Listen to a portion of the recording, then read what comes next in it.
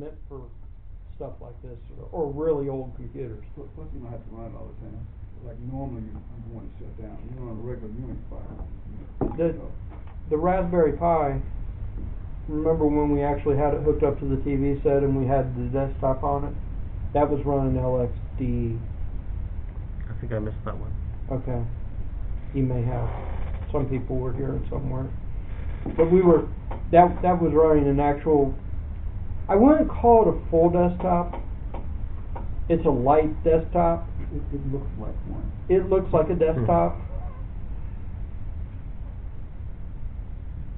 For these, Raspberry Pi, BeagleBone, other variations of these controllers, I have really found spending way more time in the shell or on the website than on the desktop. I mean, there's really no need for a desktop with these.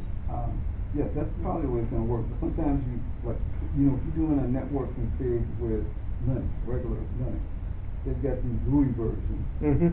You don't have to remember all of the commands. You can bring up the window and fill out boxes and that. That's actually kind of neat. It's not something that you do a lot. You don't use the desktop a lot, but when you want to use it. I think it depends on who you talk to, because I spend a lot of time, even with my full-blown Linux machines, I spend a lot of time in the command line. So I almost always I have Linux email servers, and I do almost everything from the command line. But when I want to change something, and these GUIs, a lot of them are flaky. I run them through a switch box, and if you boot it and it comes up, everything looks good. You switch it over to another computer, another monitor, you come back, it's awful. Out of whack. But yeah, I think for particularly for these small computers, a GUI is just, it doesn't really make a whole lot of sense to have one. I agree. It's overhead. I still want one. Mhm. I want it. Yeah. Well, there is a way to, I think we did it with the Raspberry Pi. No, there was actually a way to actually get it to screencast over to the machine that you were on. So I'll have to look that up again and show you, or share it with you, because I'm sure the BeagleBone could do it. The Raspberry Pi could do it, the BeagleBone can do it. But I mean, we went a little astray, but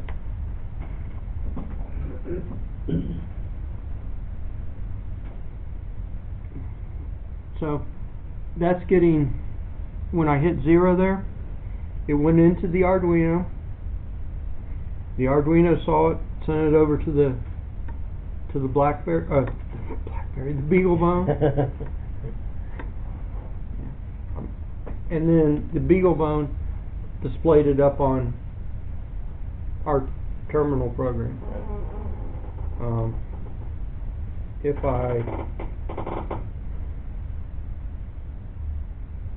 open up my serial port here, I go to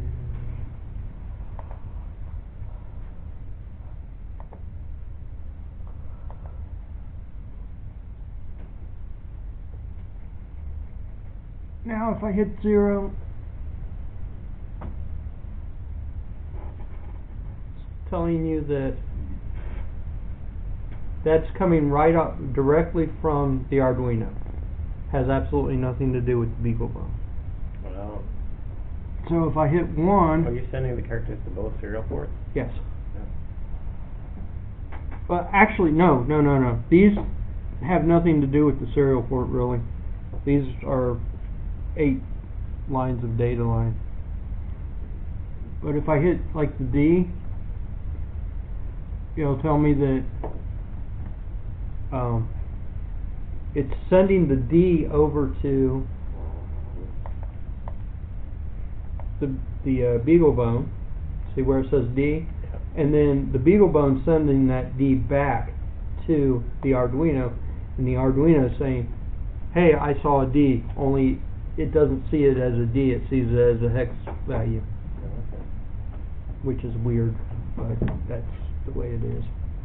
The ASCII value, right, probably? Maybe the ASCII value, I think it's the hex value. Well, next version of the ASCII value. Right, they're not mutually exclusive, right? Yeah, E is 65, that's correct. Yeah, so. Now if I send,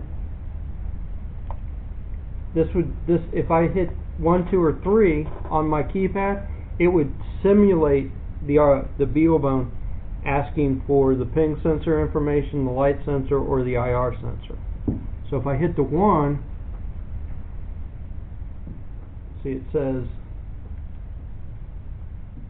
whatever it sees is 16 inches away, and it receives a whole bunch of stuff back because it just keeps echoing back and forth. You're gonna do all this stuff asynchronously, and then wherever you store it, and then have another program act on it.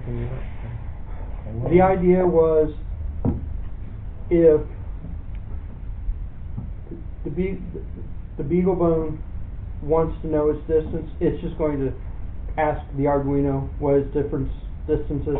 I'm using an Echo program, so it's not working the way,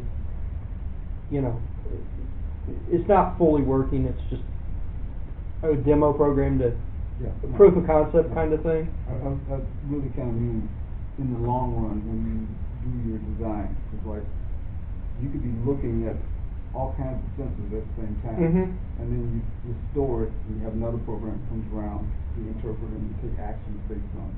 Well, yeah, sort of. The Arduino. See, I'm going to use some of the more advanced sensors on the BeagleBone and steering and some of that stuff. I'm just going to use directly off the BeagleBone. I've only shelled out some of the simpler stuff for the Arduino. So the Arduino is just sitting there looking for the number 1, the number 2, and number 3, and it'll immediately send back whatever value it's got. But because it's an echo and it's a looping echo, I get a lot of extraneous stuff right now. It's proof of concept, it works. It's doing what I want it to do. Yeah.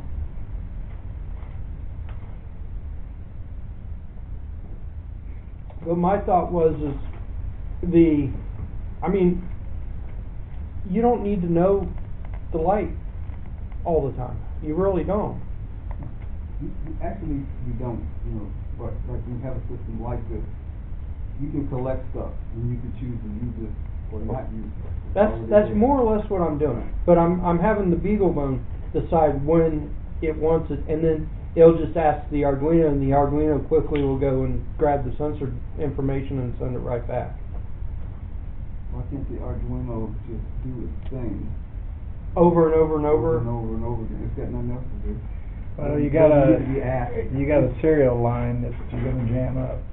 Yeah, I don't want to keep just sending serial data down the serial line.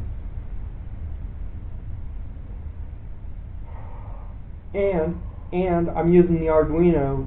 So you're only sending one thing, it's only dealing with one thing at a time. Pretty much. And I'm using the Arduino to also gather the keypad.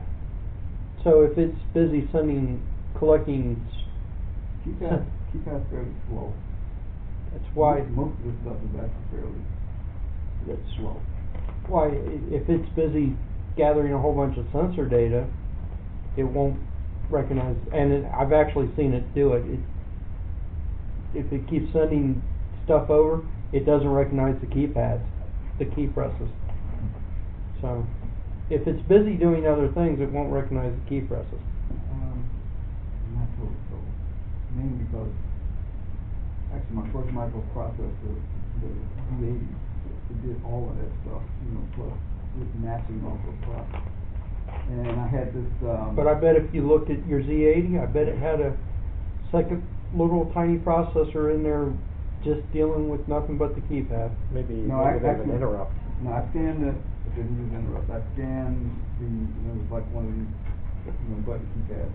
And I even had to do bounces. It was like 60 milliseconds bounces. See, I saw some bounce on one of these too. But it could do a lot of stuff. Well, You're the designer. if it doesn't work the way I think it's going to work, then I'll rethink it. No, the truth is, it's going to work. This is what I hear now. It's going to work. I'm just thinking out loud. If it doesn't work the way I think it's going to work, I'll fix it. But No, it'll work. There's a lot more power between the two processors. And that was. I mean, technically speaking, the Arduino. Let's see. 4 megahertz clock, a 6808 was the original processor and the original clock speed of this robot, with 32K of ROM and 2 whopping K of RAM. And that was actually pretty standard. And that was actually a pretty normal thing. I mean, just with the Arduino alone, you blow away the 4 megahertz clock, you blow away the 2K of RAM. So, Now, processor-wise, but my thought was that there's no reason to gather that sensor data unless it really needs it for something. My whole thought about this was how the telephone systems in the old days, they used microprocessors. They used 6800 or 68,000. Which theoretically could do nothing. These things did phenomenal amount. They scanned all the lines and they handled the ringtones and applying them. When you think of it, 6808, I mean, that's the same processor that you're talking about. And it's absolutely phenomenal what that processor was capable of doing with the supported hardware next to it. Because it was 4 megahertz, that's very slow. Now the thing that a lot of that stuff was written in assembly language. It It was also designed really well. Well, nobody designs stuff like that now. Spec-wise, technically speaking, the Arduino just blows it away. Very superior. Tech-wise, if I didn't want to hook the LEDs up and I didn't want to do something else, there's plenty of I/O just on the Uno to do everything. But I want the capability of being able to connect it to the Wi-Fi and. I think what you're really going to get with the speakerphone is you get a chance to write high-level programs faster. And talk to the Arduino. I mean, the Arduino can handle all the sensor input, no problem. And if you want to talk to something outside of that, like user interface or something like that, you still got that capability. Yep. If you want to talk to the internet, you got that capability. And the BeagleBone's fast enough to handle the drive speeds. If it senses that it's getting too close to the wall, it can shut that off instantly. Unlike some of the other microcontrollers that take a little bit of time to do it. You're going to have capabilities for voice recognition and speech synthesis. I've already got the voice recognition board ordered, and I've got the speech synthesizer came in today. What did you order for voice recognition? It was on eBay. I'll have to. It was better than the other voice synthesizer you had, right? The one that I've got now. The 8-bit guy. The one I've got now. I like the way those sound. But the one I've got now is actually using eSpeak off of the board, so it's. Now the one that you're getting though is much better, right? I don't know. It's $24, so I don't know how good it really is. Why don't you send me the link? Speak English or Chinese? No, it speaks English. Just They ask $24. them. That's a good question. So silly question. it was the right price. Yeah. Now, what are those lights on your phone? Originally they were the only form of, other than it talking and speaking, they were the only form of output for the, feedback. for the user to know what was going on. Now, I'm not real sure what I want to use them for. I know I want to hook them up. I know I want to use them, but I'm not real sure for what. Maybe just make them dance, you know. Back and forth. That I've already Like the made them car. go back and forth. Danger. Yeah, Yeah, there you go. exactly. I've already made them go back Robbie. and forth. Yeah. I've already, I'm just not real sure what, especially if the synthesizer is good and you can actually hear it and understand it. I'm not real sure why you need the visual. How many cans of beer will fit in there? I don't know, but it's not going to be a beer can holder. Oh, well, I can fetch it for you. My idea for that, because it's got the old cartridge port, which is completely useless now, I'm thinking about building a shelf or something and putting some breadboards and wiring it up to the unused I/O on the Beagle, so that you could have this as like a mobile, kind of like the original Hero had that extra little partition where it could do experiments and stuff. So that's my thought for that.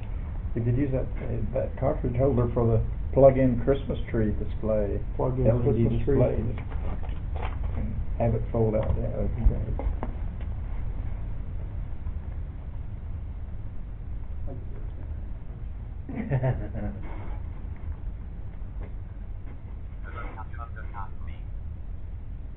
Huh? Huh? That's No. pretty bad. You probably should spend about $34. That's about what the original sounded like, though. Yeah, I wonder. but that was then, that in those days that was great. That was fabulous. That was Stone Age. That was like speak and spell. I can't believe that people paid money for that. I just really can't. I kind of like the way the old speech synthesizers sound now. The And- 80s Cylon speak. I've already replaced the ultrasonic sensor with a ping style sensor. I really am trying to keep this, other than the fact that it's going to have completely different processors, I really am trying to keep this looking and sounding Like the Hero. like the Hero. So, So you don't want it to be eloquent.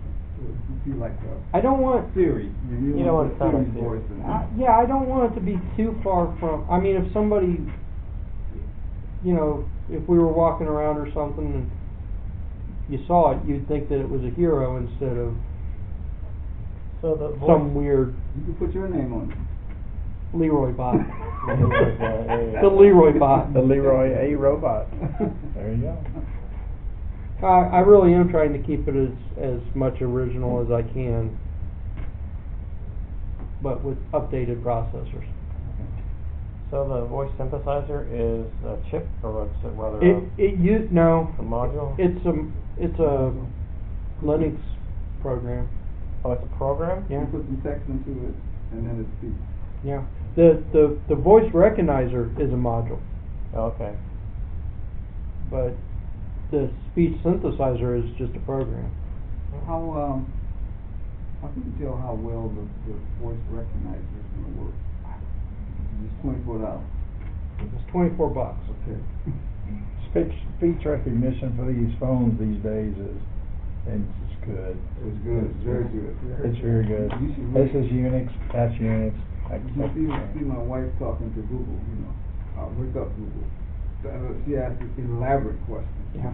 Gets answers. I'm just amazed. Yeah. I mean, and if this speech synthesizer or voice recognizer doesn't work real well, always got the option of running a microphone up and talking to Google. Hey Google. Yeah. That was my thought.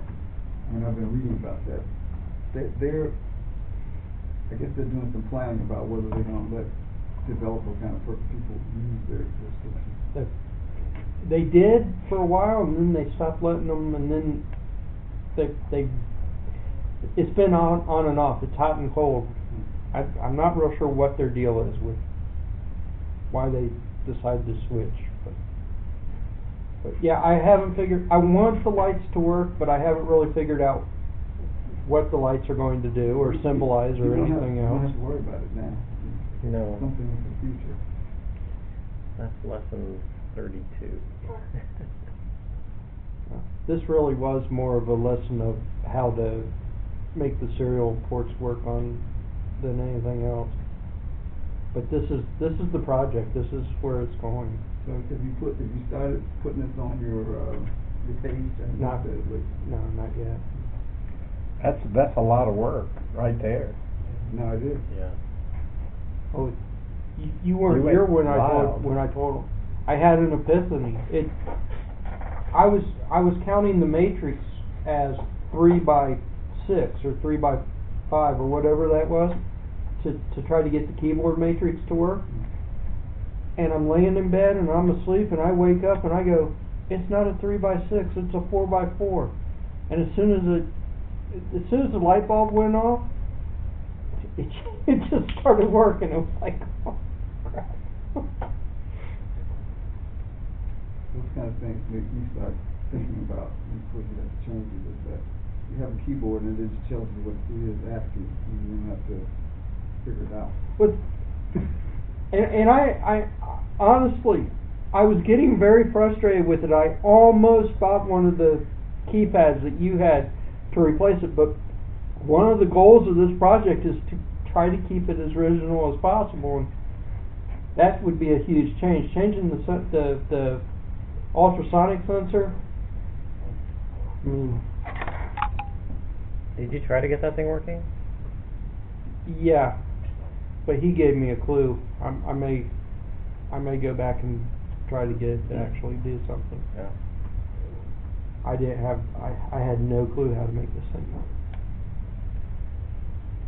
But you know, changing to one of those membrane keypads just would change the look too much. So Yeah, it works. yeah. And I figure once it's all back together and the microcontrollers are inside the unit and it's doing what it's supposed to do, you're not really going, unless you're curious about what's inside, you're not going to take it apart and go, oh, there's a beagle bone in there.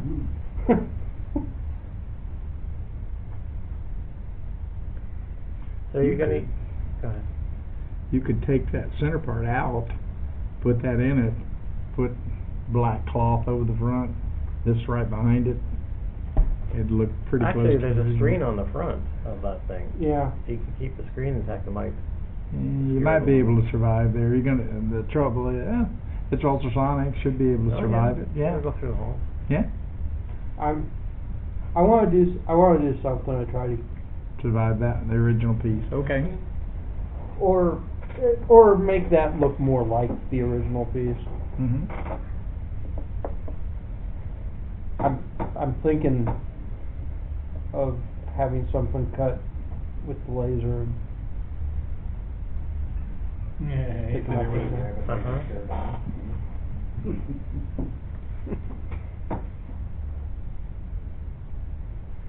It's going to be a little.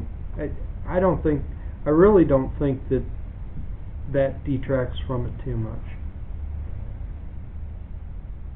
Maybe you could unsolder the little transducers and then kind of just set them up like eyeballs. Separate them a little bit. See, if I start getting, if this project goes as well as I think and hope, I'm probably going to run a USB port up into the cartridge port so I can put a webcam up on it if I want to, that kind of stuff. So for the other sensors, are you gonna plug those into the Arduino? Yeah? All the sensors are going to go into the Arduino except for anything that has to do with the drivetrain. Okay.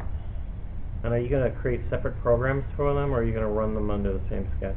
Oh, no, no, no. The Arduino is going to be one sketch. It's going to be one big. Yeah, I guess, yeah, that would be the only way you could do Yeah. that, right? The Arduino is going to be one big sketch. The BeagleBone's going to have several programs that I can run and or not run. In fact, if you look at the top here, you know, it says A is a demo, B is guard, C is an alarm, etc., etc. I'm going to try to make all the programs that would actually. What you can use those lights for is if you want to see the status of the program, you know, whether things are working right, that kind of. Or the battery level. Yeah, Battery level. Battery level might be good for those. Sometimes you don't want to hook up to it to figure out something's not working right. You just want to look at it. Or distance. One of these. Yeah. See, there's a setup button. I could change that setup button to indicate status of various processes. I find the LCD to sit right in that little groove right there. See, I thought about that too. No, sure. But I think I want to put a breadboard up there and wire it up so that I can use the rest of the I/O. Turn it into a true experimental. Sure. A color thing that you can pop off or flip up. Flip it back that way. There you go. And there's the circuitry right under the touch screen. It's growing. Yeah. It's turning into a What do monster. you call it? Creep. Go creep, yeah. Go creep. And you got room enough to put a video camera right in there. I'm telling you. Just saying. Just saying. The video camera might look closer to that than the ping sensor. You put that little cover, a little cloth cover over there, and, or a one-way mirror or something. Well, that's a big cloth cover. To let the ultrasonic and the video very thin. Yeah.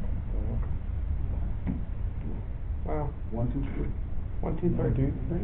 This is not This thing could take over the world. I'm going to say this is not as easy as 1, 2, 3. Well, you got a lot done He's gonna already. admit it. Well, you got a lot done already. I'm impressed. I mean, next week I'm going to work on the drivetrain. I need to get batteries ordered. But I think that's going to probably be as hard to do as the epiphany of having, oh, it's only 16 keys. They're just rearranged. What kind of batteries do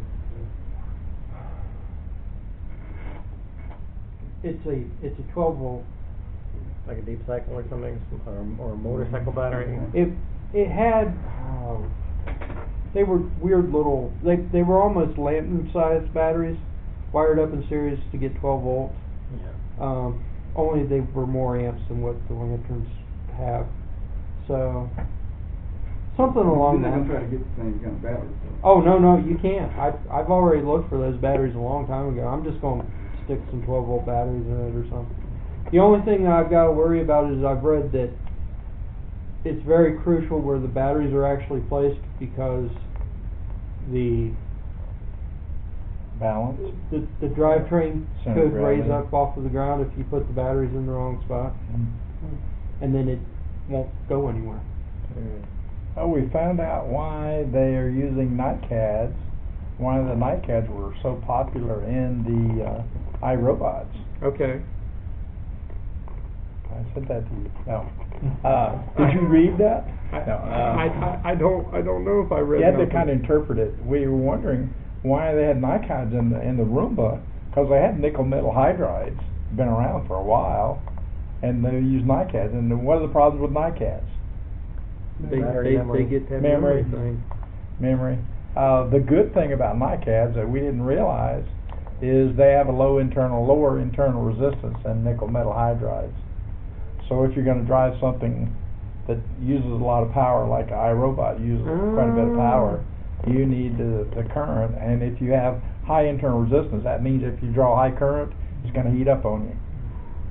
So that's why they're using the nickel metal hydride. I mean the nickel cadmiums. Although you do have substitutes now with sensors built into them for nickel metal hydride for the iRobots. They have the sensors to limit the heat. Oh. Charging heat also. That explains why a lot of the medical equipment that I used to, the surplus stuff, it all had NiCads in it. Yeah, and these are later models. Some of them are Yeah. later model Yeah. stuff Yeah. with NiCads. The iRobot's not that old. Yeah. And I'm going, what are they doing with Well, nickel cadmium? when they first came out, I thought, nickel cadmiums are still using these things? Yeah, that's why. That's why, okay. And they have temperature sensors in them Mm-hmm. and the battery pack to keep you from overheating them. The NiCads you can draw down to about 0 volts too without destroying them. Oh, okay. I mean, it's a more of a deep cycle than This had NiCads in it. Of course, it was made back in the 80s, so, Yeah. but How much current are you going to be? I'm not 100% sure. I'm going. Under an amp? I'm probably going to be. It's probably going to be closer to maybe 3 amps. It's a decent sized motor on that drive system, and there's 2 of them. But I'm not just going to be powering the drive system off of them. I'm going to have to get a regulator and everything to power the microcontrollers. Most of it's going to go to the drive system. Most of it's going to go to that drive system. I think if I remember right, it was close to 3 amps. I looked it up one day.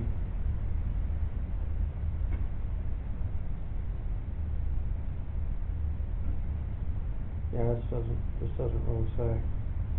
This one doesn't really say. I looked it up one day and I was like, it's bigger than I thought it was.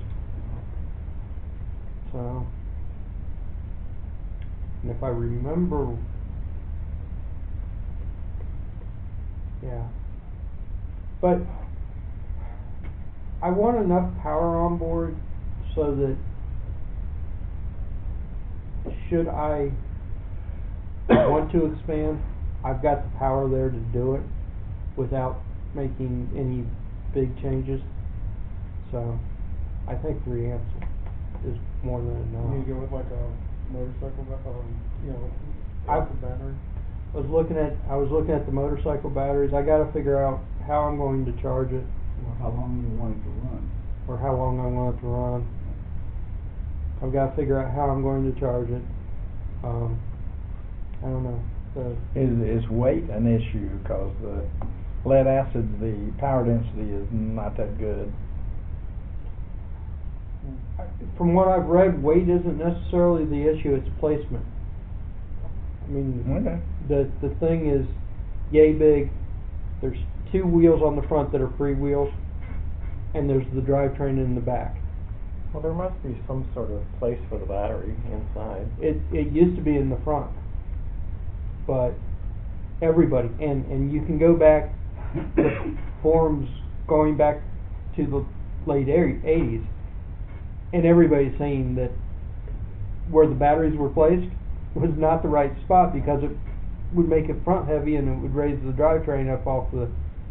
Oh, couldn't get traction? Couldn't get traction. Oh, wow.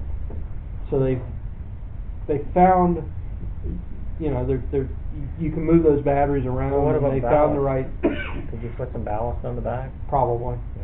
But there's a spot in the front where the original batteries were.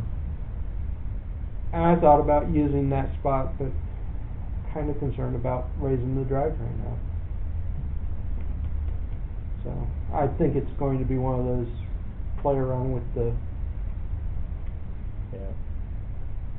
Well, there must be a lot of empty space inside that thing. Yeah, there is. Maybe we could build a platform inside or something, just to raise it up. The original batteries were about the size of those Lantern batteries. What are the So- what are the voltage of the motors?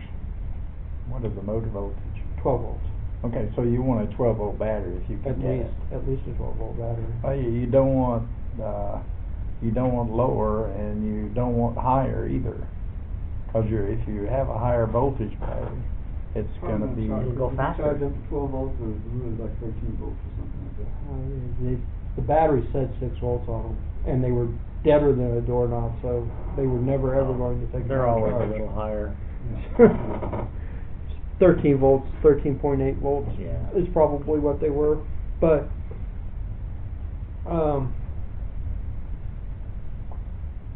I could go with more and just put more regulators on. The problem with going with more, the higher voltage, well, 12's pretty much a standard. Yeah, it's 12 or 24. Yeah, 24, you wouldn't want to go with 24, because your power voltage times current, you're going to get power. If you run a higher voltage, your current's going to be lower typically, and you need the current. I think I need the current, but I had considered sticking 3 batteries in there instead of the 2, with the third battery just powering the microcontroller. You could do smaller battery. A smaller battery. If it's a 6-volt battery, I'd still need a regulator on it, but both of those controllers will handle. They've already got regulators built onto them. The power for that micro should be insignificant, even though you're going to run it at 3.3 volts. It's not going to be the most efficient thing on the face of the earth, but who cares? They're not drawing anything anyway. No. And all I have to do is, I think both of those will even handle 12 volts plugged into the barrel terminal. Oh, yeah. So I don't really need. But you're going through the same thing. You don't want the voltage too high. In this case, the voltage is going to be really high, and it's going to be somewhat inefficient. But it's drawing so little power, we don't care compared to the drives. And a 5 volt regulator, I've got stacks of them. They're so freaking cheap and they're easy to make. So I'll just put a 5 volt regulator on it and be done with it. Or if you go with like 2 or 3 6 volts, you can just tap off the 6 volts. 6 volt, yeah. Yeah. Well, that was my thought. Yeah. Mm-hmm. That was one of my thoughts, was having 12 volts for the drivetrain and one 6 volt battery to power the micros. But that may be overkill. I don't really know what. You can't have that thing drop too much. Why? Okay, it's 6 volts. What happens when the terminal voltage is still going to be high as it drains the current? Supposed to go down to 9 volts or something. 4.5 volts and 4.5 volts. So need some sort of analog sensor on there to determine what the voltage is. Yes, I've already got one of your indicators. Yeah, there you go. Well, the Arduino and the BeagleBone both have analog inputs, Mm-hmm. and if you do a voltage divider off of them, you can pretty much figure it out. So, but it's a good project. I like it. Very interesting project. Yeah, really.